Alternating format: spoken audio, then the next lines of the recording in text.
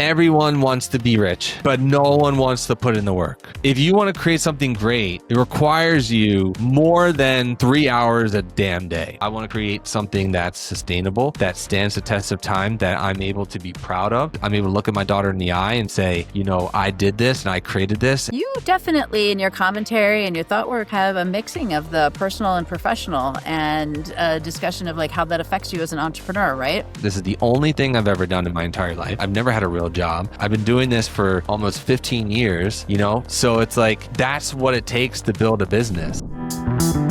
Hello and welcome to BetterTech. I'm Jocelyn Houle, your host.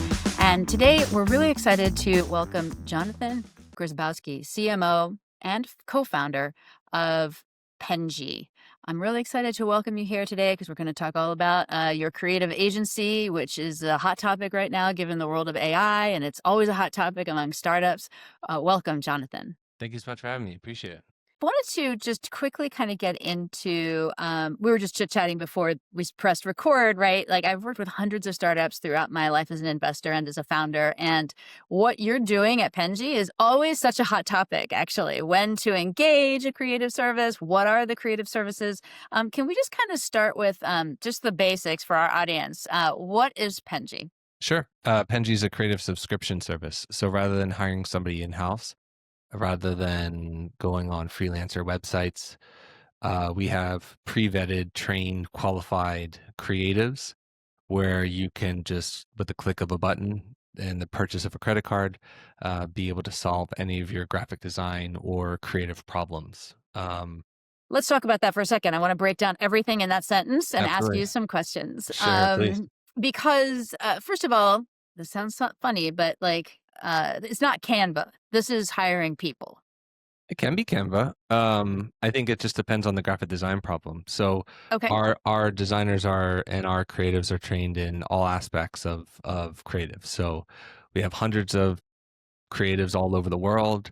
They solve our customer problems, and whatever the problem is that the customer has or the challenge that the customer has, it's our job to solve it. So it can be Canva for sure. They are trained in Canva. So this is definitely, I'm hiring someone though to do my. For sure. Yeah. Yeah, you're hiring a person, you're hiring people, you're hiring a team, you're hiring a trusted source of individuals that are going to be able to do the job. More specifically, not just the job, but more of the job that's on brand. Because that's a large problem that founders have. That's a large problem that internal teams have. They're busy doing all the work themselves. And so if you're doing that, I mean, especially as a founder, you are losing time that you could be talking to your customers. You're losing time that you could be getting more sales. If you're an internal team member, you're losing more time that you can communicate and connect with your team. So if you're doing like 4 hours, 5 hours a day of just being on Canva or doing Adobe or even just using AI, you probably can outsource that to somebody else to do it for you. I've lived this myself, both the working at very large companies and working with startups. And let me just say of your customers, just give us a sense at a very high level. I'm starting with the startups because that's one perspective, but like of your customers are like mostly small companies, mostly big companies. Give us kind of just a thumbnail sketch of who uses your service. Yeah, digital marketing agencies are very high on that list, specifically because they're trying to optimize their profits to the best of their ability, and they can't necessarily. Some can, but of course, but most may not be able to afford an in-house $60,000, $100,000, $150,000 employee. So then they outsource to a company like ours. The next would probably be small business owners, and then internal teams would probably be the most. We have one of our customers is for a very large printing company. The first one that pops in your head is probably the answer to that, who that person is. They have an entire stack full team, and they need a little bit of the grunt work being done because they can't justify somebody, or they have unreliable freelancers that they currently use. So they hire a service like Penji. We do all the work for them. It gets back in 24 hours, and then they're able to do what they need to do for their creative assets or maybe their ads management, whatever it may be. Okay. And then that's my other question is this is a subscription service that gives me access to experts in digital, like creative, like, what do they do? Like, what are the things people are subscribing for mostly? Like, what kind of activities and what's the range of jobs I could get done by engaging with Penji? We can go as crazy as you want. So, for Give me example, the baseline package. yeah, Like, I'm a yeah, small yeah, company or I'm just within a team in a large organization, and I'm like, what's the kind of a very typical adoption pattern? of course. So, I'll speak for myself because I'm a customer. I really am. I really am a customer. I use it every single day. Makes So sense? I have multiple social media channels. I have an email newsletter. I have a website. I need social media content, 30 days worth of still imagery. I come up with the ideas. I send it to Penji. I give Penji the brand materials of what needs to be used, the icons, the color schemes, whatever it may be. They give it back to me in 24 hours. If I need a video edited, because if you were to go on my social media, I basically take a book, I put it on the screen, and I give bullet points of what I learned from that particular book. Spoiler alert, I didn't read all the books. I used AI in order to do that. And they put it all together in order for me to do so. And so it could be as crazy as a video, it could be as crazy as a YouTube thumbnail, social media content, and we can even do complex UX UI. So the answer to the question, although very easy, is as complex as you want it to be. And whatever the need is that you have, that's the beauty of Penji. We solve that creative problem. So this is interesting because I see a couple times now you've mentioned within 24 hours. Is this a key component of your capability? You've I mentioned think high so. quality and you've mentioned speed. Is that the case? And how are you supporting that better, different, more than other Yeah. So we modes have of getting this work technology done? that allows us the ability to communicate with our customers. I think that gives us the fluidness of our product and our service. I think most people nowadays, we live in a world where you need things done fast and as quickly as possible, especially with the ongoing trends of AI. Especially because you could put in a prompt and you can receive it within, like, at least a minute or so, and it actually comes up relatively decent. Um, at times, not all the time, but at times. However, what we realize is that we always need a person in order to manage that. With that said, 24 hours to me is like the baseline of what needs to be done, because a good freelancer, if you were to hire one, is going to take that much time to do it. A bad freelancer is going to take multiple days in order to get back to you because they have multiple clients, right? An in-house person should be able to get it done within 12 hours, right? Because that's their job. So we need to kind of have that blend as a service and as a customer experience standpoint, to be mindful of what the customer is familiar with, because if they have an in-house person, they want it done ASAP. But at the same time, if they're a team that works with freelancers, they might be okay with waiting a little bit longer. So we kind of have to be cognizant of both, and we have to kind of meet in the middle. And to me personally, that 24-hour period of just receiving a deliverable is like the maximum time frame. In terms of communication between you and the client, instantly. We have 24/5 service, pretty much, well, 24/6 service. And you can communicate with your Penji team member every single second of every single day. So whether you're on your phone, whether you're on the toilet, whether you're carrying your child, whatever it may be, you need access to your team. You can communicate that with them directly within our technology, and also via email if that's more important to you. Interesting. So let's break this down for people who haven't done this process before, because I've done it in a lot of different ways. And basically, I'm going to spoiler alert this. We're going to talk about the current process, and then I'm going to turn this into a therapy session where I talk about the Eh, problems I've had with this. So, please, sure. but before, without Penji, I have a small business. I'm running maybe a unit within an established business, larger business. Like today, without Penji, what do I do? Let's say I have like 4 social media channels and a podcast or something that I can't, it's getting harder and harder to manage. Is this less unified? It's not as quality. I'm spending a day a week. Um, Imagine your thing, like before your thing existed, just tell the audience what the process would be to then get up and running as they would after that 24-hour baseline period for you. First, cry. After you cry, then I think then That's, roll up your that's sleeves, and correct. then yes, and then you get to work. No, I mean the normal process would probably be, we can go down multiple roads here. If you were to use the AI route, you enter the prompt, you receive the prompt, you receive the deliverable, and then you have to do some modifications, and it could take you 10 to 15 minutes in order to get to the exact thing that you want. Usually, from an AI standpoint, currently at the exact moment, it needs a little bit of help because number one, you need to think of the idea. Number two, you need the slight modification in order to get it right. If you don't have the technical skills to do so, you're kind of SOL. That's one route. Then the other route is going to be the Adobe/Canva route. Great products, great services. If you're not well versed in Adobe or Figma, so be it, right? You can't really do much. Then there's the Canva route. If you want to do it yourself and you're not the technical person to be able to execute the creative vision, well, then you're going to do it yourself and you're going to spend hours in order to do so. What I found specifically is there are very few people that are actually trained, qualified designers who can draw, who can edit, modify, whatever it may be.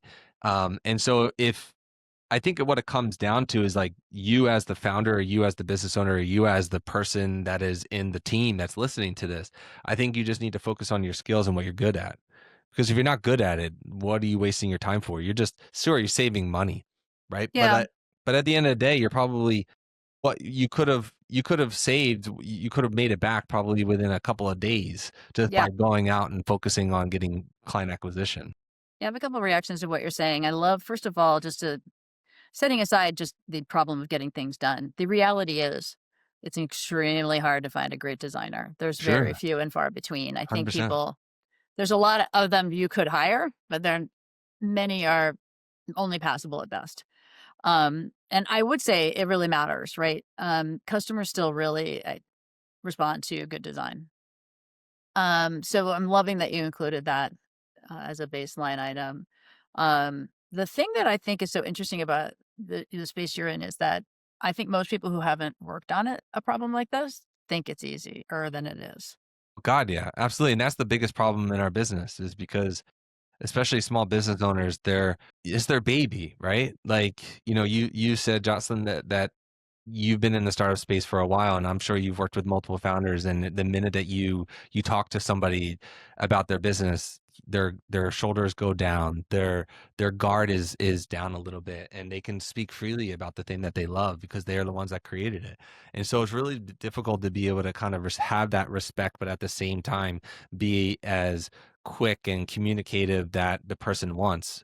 So, and in addition to that, most founders and most people in general don't have the 30 seconds of dedicated attention that requires them to say, this is what I'm looking for in this pattern, in this style, and this color palette. They just say, this is what I like. Yeah, Right. I want you to recreate this. But then what they're not really, and I'm a victim of this too. So I'm not saying like I'm some perfect, I'm a schmuck just as much as other people are.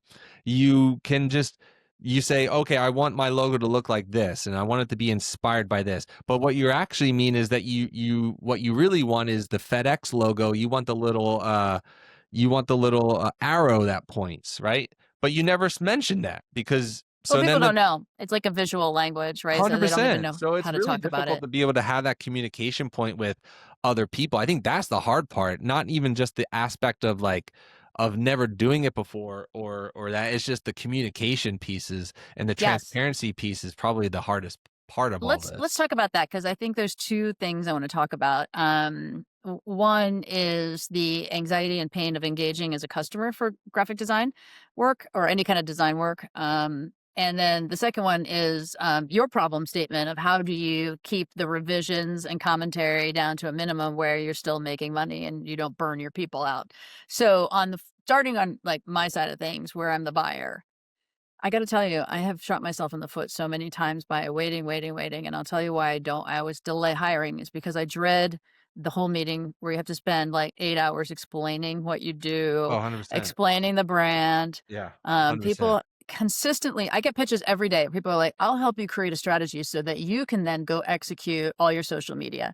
And I'm like, "Dude, I need the opposite of that." 100%. So tell me how your thing solved. This is where they turned into a therapy session. I'm like, I Yeah, don't need no. more ideas, man. For sure. And I'm sorry that you went through that. And I'll be transparent and say that you could potentially go through that with Penji too. It's not like Penji solves all the problems. But I will say there are bad designers at Penji, not because they're bad, but just because they don't fit your vision. And so I think what the beauty of hiring of using a service like Penji is that if you don't like someone, you just tell them to go away and we'll find somebody else. We have hundreds of designers that are qualified and trained. So if somebody doesn't fit your style, it doesn't mean the company stinks. It just means that that person wasn't a good fit for you. So then you have to modify accordingly. But I think your platform also does a good job, right, of like collecting what are we solving for? Who are the customers? What are some of the brand decisions that have already been made? So, like to me, For these sure. the overhead of having to explain that every time keeps me from switching vendors. Yeah, well, I mean that for 100%. I mean, it's no different than like a dentist, right? Or like a doctor. You don't or an accountant. You pretty much keep the same account every single time because you don't feel like changing it, and you're okay with the misses and the mishaps or whatever it may be. I think most people are probably doing that now, right? Like I'll speak to another personal thing. I have a friend who's been spending like $200 a month um on like their website help, right? And they're receiving deliverables every 7 days and they can't make updates to whatever it is that they need quickly because the person has like multiple jobs and they're doing a lot of things. And so how can you be speedy as a business if, to your point, what you're familiar with is just what you're okay. And Penji, in my opinion, challenges that. So if you want to be speedy, you can be. If you want to be a little bit slow, you can be too. Every single one of our customers gets paired with an individual that can help you. We as a company, as a brand, want to be able to feel that the problems that we're solving are and the people that are speaking are feeling heard, because I think that's the biggest problem when founders and when business owners start to get that level of anxiety. It's because it's not moving at the way that you want it to, but also at the same time, that you're crying or you're screaming, and the other person is not listening on the other end. Yeah, and I think one of the interesting things about your model, it really challenges the traditional agency model by having these fast deliverables because that's probably sparking more fast feedback as well, right? 100%, yeah. So the technology piece on our end allows us the ability to just you pop into Penji, you submit the prompt, and then you communicate directly with the person. So if you have a problem or a concern, you just talk about it, right? Like, and the unfortunate truth in this day and age of technology is the Tinder model where it's like, well, you get tired of it, you just walk away, right? Like there's no emotional connection to a lot of things nowadays. And so what we're trying to do is build that emotional relationship where you feel dependent, you can depend on and rely on Penji rather than just a normal contract that you never meet or see anyone, you just cancel it and you move on. So let's say with here, I just want to walk through an example of how it exactly works. Like if I came to you and said, listen, I want to promote my ebook and I need some audio editing on my podcast shorts. Those are two very different skill sets. Do you 100%. are you telling me that I have one person I interact with on Penji, or do I have two different people that I would be directly interacting with on Great Penji? question. I feel like this is like a modified podcast demo of Penji, which, of course I always like talking. Imagine a UI. No. Yeah. um, yeah. So that's another benefit of a service like ours, right? So when you work with a team member, again, this is not crapping on people that work in businesses. This is not crapping on freelancers of any kind. But if you hire one person, right, for your business, because that's all you can afford, that person is most likely really good at one thing. And Right. it's not because of their skill set. It's like you said, it's very hard to find a really good person that's talented at everything. No, Penji it's true. has hundreds of people. So therefore, if you want to work with a branding person that can do your logo, okay, well then we'll not hire. You will use Penji and we'll find the best logo person for your AI fintech business, right? Right.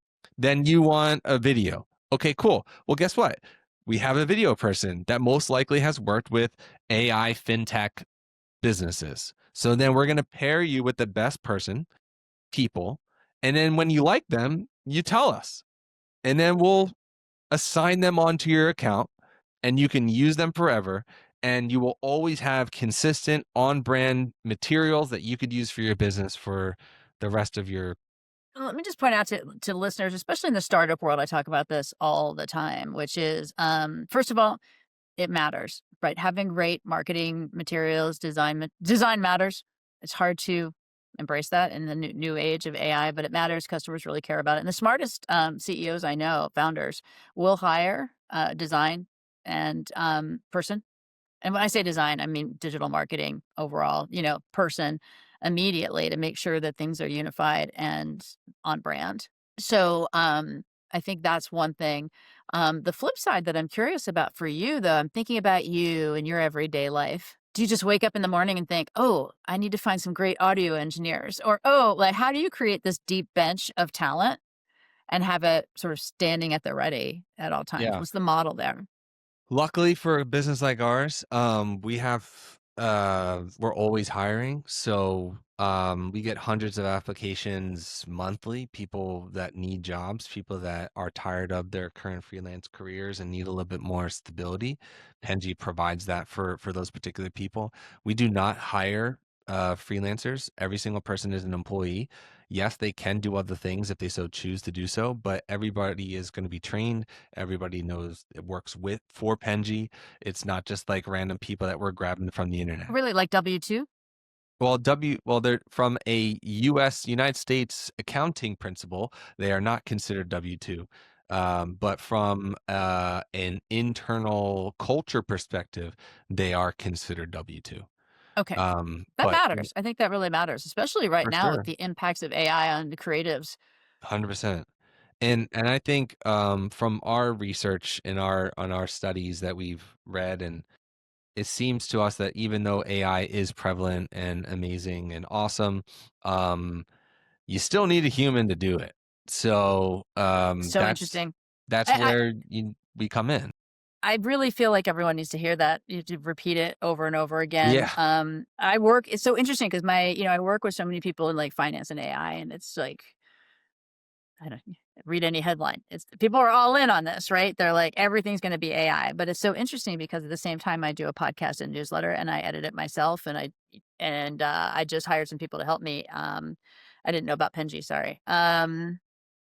But what I will say is it's such an interesting combination because when you're in it and you are doing it and you are moving things by a quarter of an inch and you're reworking your hex files and you're going through all this, I feel like it's been such a masterclass in how AI is not quite ready to automate because there is so much friction in the Even system. if it was ready, why would Yeah. you, like, let's just say it was ready. Why? Like, Right. It still takes a huge amount of thought work and effort to come up with a good prompt and give the feedback. And, every even it's hard. It's such value in having a service like this. here's the problem with entrepreneurship culture at this exact moment, right? And this is my personal opinion. Everyone wants to be rich, but no one wants to put in the work.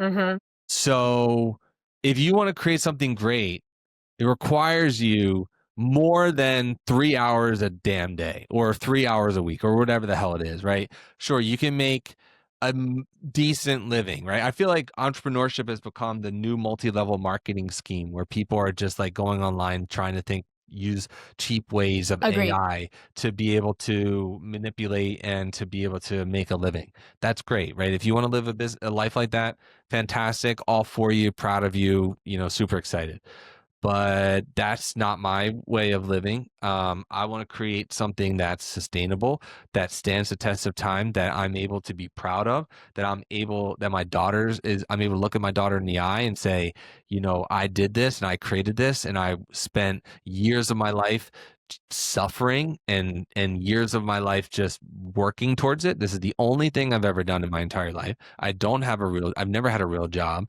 I've been doing this for almost 15 years, so it's like, that's what it takes to build a business. It's not AI, and AI can absolutely accelerate and help you in that.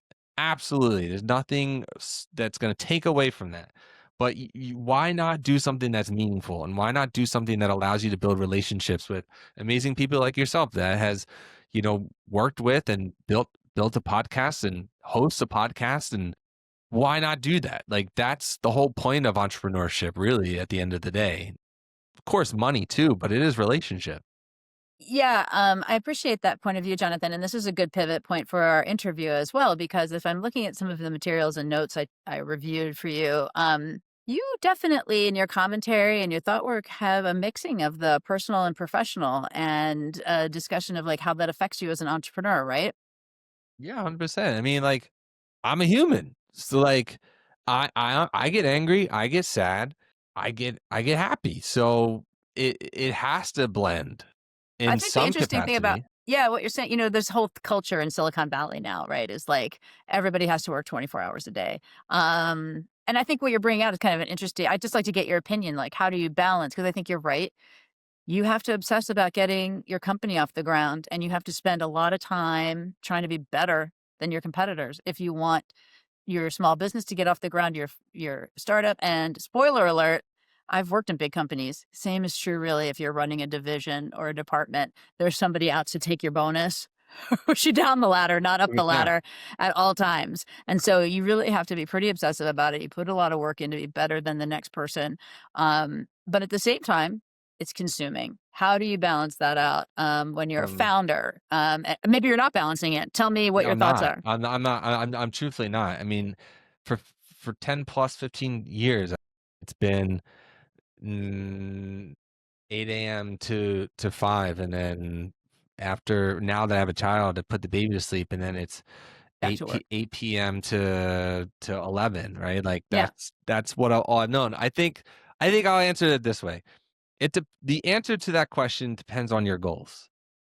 Oh, do you need to work 24 hours a day? You do if you want to achieve something absolutely life altering and rewarding, right?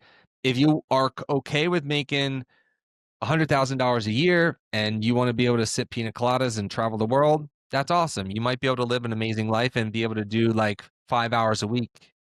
Let me pause you for a second. And if you're one of those people, you may have figured something out that's better than the entrepreneurs. Yeah, for sure. Yeah. No, I 100% agree. But like, I think it just depends on how sadistic and crazy you are. Like, to me, and this is just my personal thing, I love this. Uh-huh. And so like, why I wouldn't want to do anything else. So therefore, because I'm obsessed with it, I Then wanna it's help people. easy. Then I it's wanna easy to help people, it's put the fun. time in, to put I the don't time mi I in. don't Yeah. feel like I'm working. Like, right now, I'm having a conversation. Is this working right now?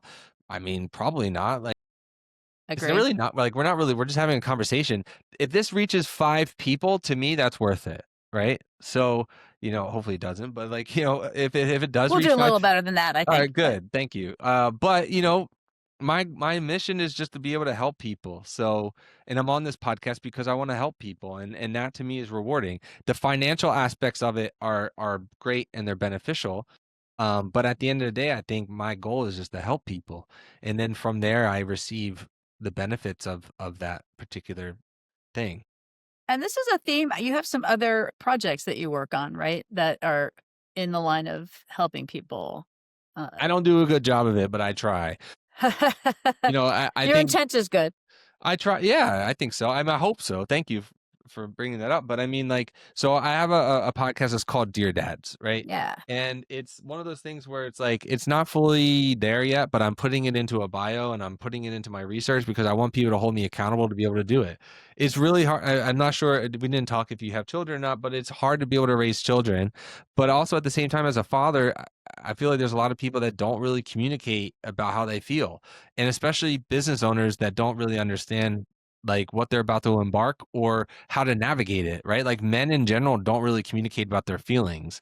And Right. so every time when I was preparing for my daughter, I would go on the internet and it would always be like, mom, mom, mom, mom, mom. And that's amazing, right? Like, that's so awesome, and I support my wife and it's a great, but like, but what about what I'm gonna feel, right? Like, how do I support my wife? How do I become a good dad? And I think that type of content is few and far between. Although it does exist, I just personally didn't really see it.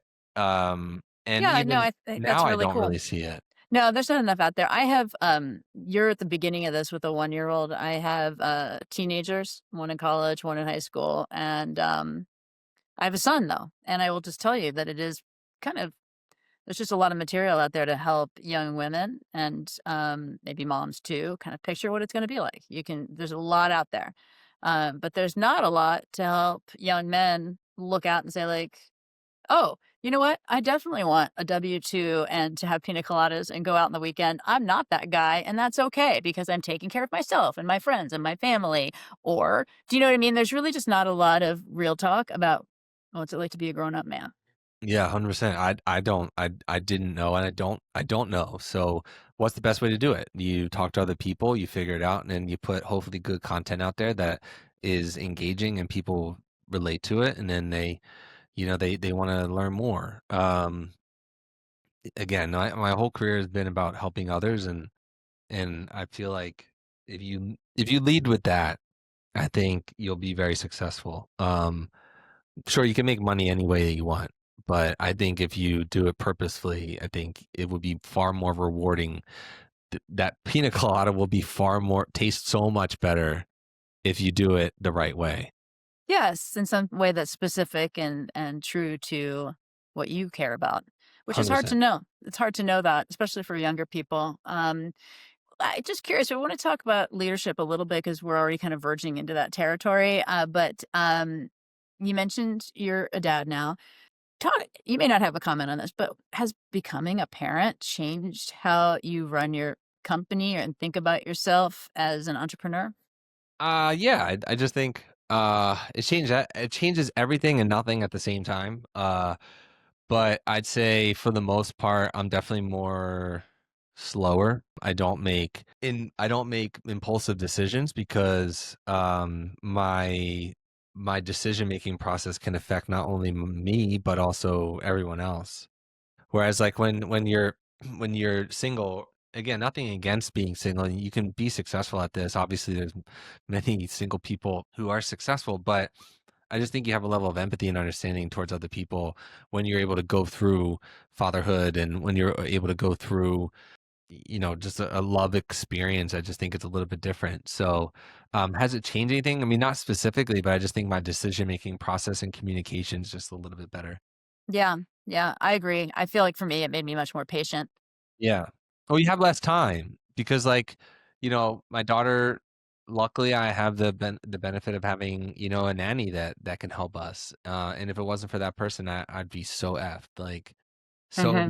so beyond death. And she leaves at 3:30, and then I have to go do my own thing and help the baby out. Like I Yeah, have it to definitely also be a brings dad. a good time management. Like I thought I was good at time management, Yeah, but you have to be ruthlessly good at it if you're going to be a working parent. Uh, 100%, and it's 100%. interesting. All right. Well, I thought maybe, is there anything you wanted to make sure we tell the audience about your journey or about Penji that I haven't asked? Just have a goal. I have a brother who's 24 and he doesn't have a job and he has no idea what he wants to do in life. And it's specifically because he has nothing that is guiding him, and that's he doesn't have that vision of what he wants to achieve. And I think regardless of what that is, if you have the goal in mind, as crazy or as simple as it be, you should focus all of your energy towards that and achieving that. And then once you achieve that, create a new set of goals. So for us, Or even if you don't achieve it, I think, can sure. I just throw this in there because I talk to a lot of I have teenage and college students. It's a crazy time to plan the rest of your life. I think it's better to pick something and change it Yeah, 100%. than to just be paralyzed, Yeah, right? I Just would be agree. like, I "Oh, would agree okay." with that. I would That's agree. helped me in my life. I'm like, "I don't really know what I wanna do next, but I'm just gonna do this, get a degree, start a podcast, write a newsletter, apply for this job, and we'll see what happens," right? Like, I Yeah. think it's good to yes, you have to have a goal, but it's you don't if you don't make it, that's okay. Just keep Yeah, making it can paralyze you. The goal can be so from an entrepreneurship standpoint, I would say Yeah. yes, right? That the goal is helpful, but from a non-entrepreneurial standpoint, I still think like I'll speak to my brother who's not going to listen to this. you have to understand what at least excites you. Like I literally just talked to him yesterday. I was like, what do you want to do? Well, I don't know. Okay, cool. What are you passionate about? If you were to focus on one particular thing, it's like credit cards for him. He loves credit card like points and rewards and stuff like that. Okay, cool. Become the most knowledgeable about that particular thing and try your best to get a job within that particular industry. So you're instead of going to American Express and saying, "Hey, American Express, can I get a job?" Right. You say, "Hey, American Express, can I get a job that's within the department of credit cards of your platinum account related to rewards?" It's a little bit more specific, but it's a more direct ask rather than saying, "Oh, well, can I get a job?" Because the person that you're asking that from is going to be like, "Well, what do you want? Do you want to be a janitor? Do you want to be Right. an email marketer? No, I want a position within this particular thing." And da, da, da, da, da, da. Now, if you're wrong and you hate it, then you can pivot and you do Then do something something else. else. Exactly. But Right. at least you know what you're passionate about. And it could be anything. It could be sports, then just whatever. Yeah, no, that's a good point. That's a really good point. And I think that's just a great time to talk about it because there's a lot of uncertainty, especially among creatives. 100%. Um, all right, let's transition to the end of our show. I'm going to ask you some rapid fire questions for some quick answers. You ready? Absolutely. Okay. What's one industry you think AI is completely going to transform? That's going to transform, I would say law. Okay. What is a habit or routine that keeps you at your best professionally? Reading to my daughter at night. Okay. reading reading to my daughter at night is a good balance for me. It grounds me. Okay. Gets a nice reset button. Yeah, she loves books. I read her like 5 books a day. That's so nice. Honestly, They love it. probably like 10. This girl wants to read nonstop. So, yeah, reading, I'd say. Mm-hmm. Mm-hmm. I agree with that. What's the best advice you've ever received as a leader that changed your style?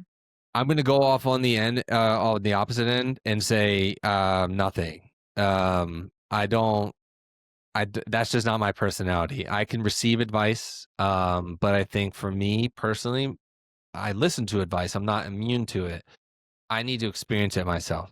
So I will take the advice and then I will apply my own principles based on that. But in terms of singular advice, there hasn't been a singular piece of advice that I have read or received or heard or obtained that has been beneficial directly to me. It's always been received, then applied, and then I fall on the ground, hurt my butt, get back up, dust myself off, and do it again. What's a book or movie you would recommend? Well, there's a lot back there, but I think probably Atomic Habits Mm-hmm. is the best for I think it was like the single best book I've ever read in a very, very long time. So Atomic Habits. And what tech leader, past or present, do you most admire? Tony Hsieh, who is the CEO, former CEO of Zappos. He unfortunately passed away. He to me is like the foundational person for all things good customer service. He was the reason why we receive things fast, more or less, from Amazon. They applied his principles directly into Amazon, and Amazon acquired him. Tony Hsieh has always been like the the guy for me. And then, last one, if you had to summarize your leadership philosophy in like one motto or catchphrase, what would it be? Tough love. Okay. Um, yeah, I love you, but I'm gonna tell you that you're wrong or that you're not doing it correctly.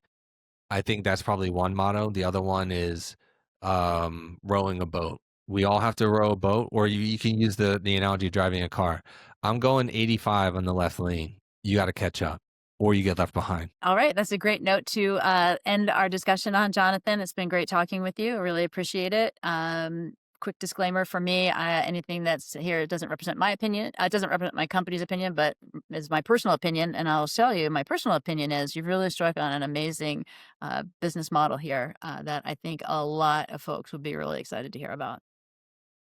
Hopefully they will be. And if you have any other questions, you can email me directly, Johnathan@penji.co, JOHNATHAN @penji.co. If you have any questions or concerns, if I can help you in any way, please do so. But if not, just go to penji.co and become a customer if you want to. Or if you don't, that's cool too.